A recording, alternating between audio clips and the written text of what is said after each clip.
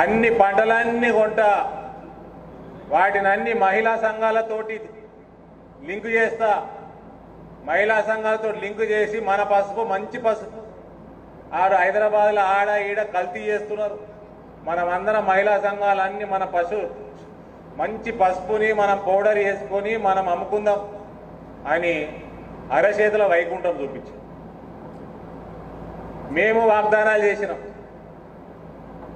Board తీసుకొస్తా అన్నాం.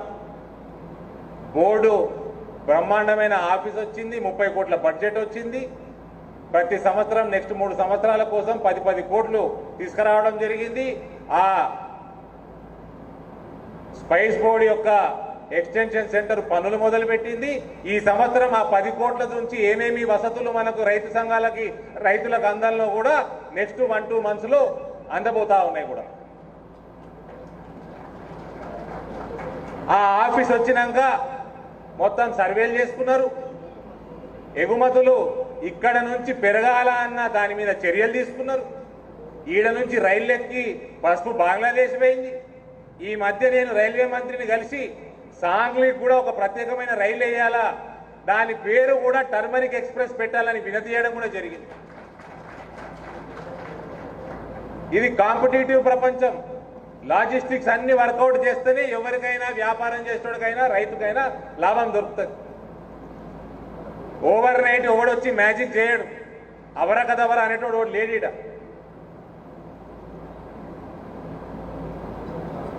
ఇవన్నీ కూడా పట్టించుకుంటేనే అవుతుంది. 1995-96కి వెళ్ళి అంటే దాదాపు 25 సంవత్సరాల క్రితం నుంచి కాంగ్రెస్ ప్రభుత్వాలు మన దేశంలో పసుపు దిగుమతులు చేసుకుంటా ఉన్నాయి. దాన్ని నియంత్రణ చేసినాం. ఇవాళ పసుపు భారతదేశం అంతర్భాగంలోకి రావడం బంద్ అయింది. కేవలం 2-3% ఇంపోర్ట్ అవుతున్నదంటే ఎక్స్పోర్ట్ ఓరియంటెడ్ యూనిట్స్ కోసం ఇంపోర్ట్ అవుతున్నది. అది ఇంటర్నేషనల్ లాస్ ప్రకారం, ఇంటర్నేషనల్ గైడ్ లైన్స్ ప్రకారం దాని మీద మనకు కొంచెం భారతదేశంలో ఉన్న అంతర్భాగంలో ఉన్న హక్కు వాటి మీద ఉండదు. మన దగ్గర నుంచి ఎగుమతులు పెంచినాం. ఇవన్నీ చేస్తే ఇవాళ మొన్న పోయిన పంటకి సగటున రైతుకి దాదాపు 3,000 రూపాయలు క్వింటాల్కి అదనంగా వచ్చింది. మళ్ళీ నేను నిన్న మొన్న పేపర్లు చదువుతా ఉన్నా, మహారాష్ట్రకి వెళ్ళి పసుపు వచ్చి 6,000కే అమ్మేస్తున్నారు. మహారాష్ట్రలో పసుపు రైతులందరికీ తెలుసు, అక్కడ లేబర్ కాస్ట్ ఎంత, మన దగ్గర లేబర్ కాస్ట్ ఎంత. పసుపు పంటకి లేబరు అన్ని పంటల కంటే ఎక్కువ అవసరం. అక్కడ పంట పండించే కాస్ట్ తక్కువ, మన దగ్గర ఎక్కువ. ఇవన్నీ ఉన్నప్పుడు వివిధ రకాలుగా లాజిస్టిక్స్ మీద పనిచేయకపోతే ఫ్యూచర్ ఉండదు.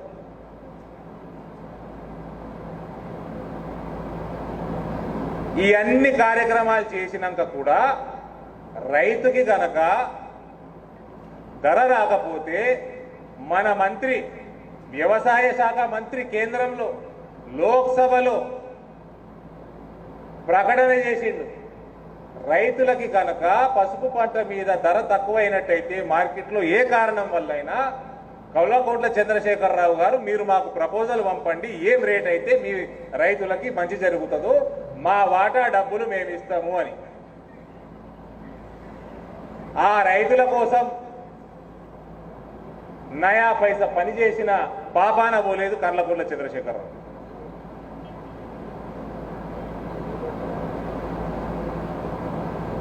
ఇక మొక్కజొన్న, ఇక మొక్కజొన్న వేయనే వేయద్దన్నారు మేము. మొక్కజొన్న వేసిన వాళ్ళు చాలా మటుకు పసుపు రైతులే కదా, అంతర్పంట వేసుకుంటారు కదా. మొక్కజొన్న కొనుగోలే చేయమన్నాడు. ఆడనేమో నరేంద్ర మోడీ ఏమో రేట్లు పెంచుతా ఉన్నాడు ఎంఎస్పి మొక్కజొన్న మీద. ఈడనేమో రాష్ట్ర ప్రభుత్వం మేము కొనుగోలే చేయమంటారు.